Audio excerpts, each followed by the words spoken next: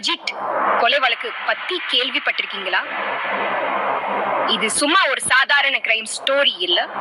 இது தமிழ்நாட்டையே உலுக்கிட்டு இருக்கு. திருப்புவனம் பக்கத்துல இருக்கிற கோவில காவலாளியா வேலை பார்த்த 27 வயசு அஜித் குமார் ஜூன் 28ஆம் தேதி ஒரு தங்க திருட்டு புகார் சம்பந்தமா விசாரணைக்கு சொல்லி அழைக்கப்பட்டார்.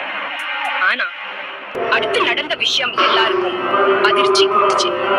அவர் உயிருடன் திரும்பி அஜித்த போலீஸ் ரொம்ப கொடுமையா அடிச்சதா குற்றச்சாட்டுகள் வந்துச்சு. போஸ்ட்மார்ட்டம் ரிப்போர்ட்ல என்ன இருந்துச்சு தெரியுமா?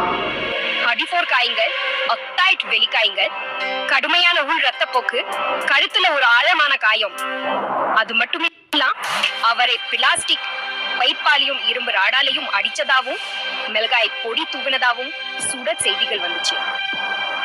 இந்த தாக்குதல் நடந்த வீடியோ கோர்ட்டுக்கு வந்துச்சு. திடீர்னு ஒட்டுமொத்த நாடும் இந்த விஷயத்தை உன்னிப்பா கவனிக்க ஆரம்பிச்சது. 5 போலீஸ் அதிகாரிகள் கைது செய்யப்பட்டாங்க. மானாமதுரை டிஎஸ்பியும் மத்தவங்களும் சஸ்பெண்ட் செய்யப்பட்டாங்க. முதலமைச்சரே இந்த விஷயத்துல தலையிட்டு சிபிஐ விசாரணைக்கு உத்தரவிட்டார்.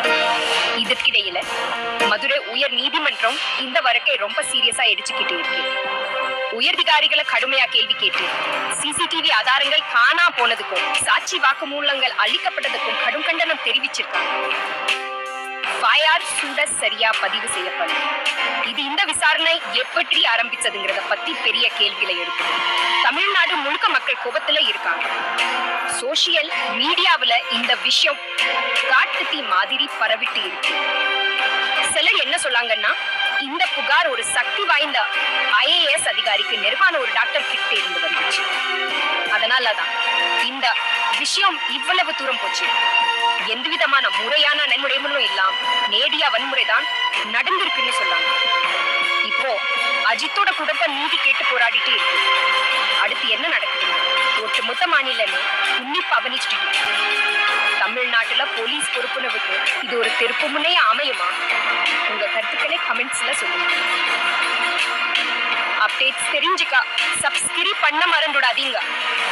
இந்த வழக்கு எப்படி போகுதுன்னு நான் உங்களுக்கு தெரியப்படுத்துறேன்.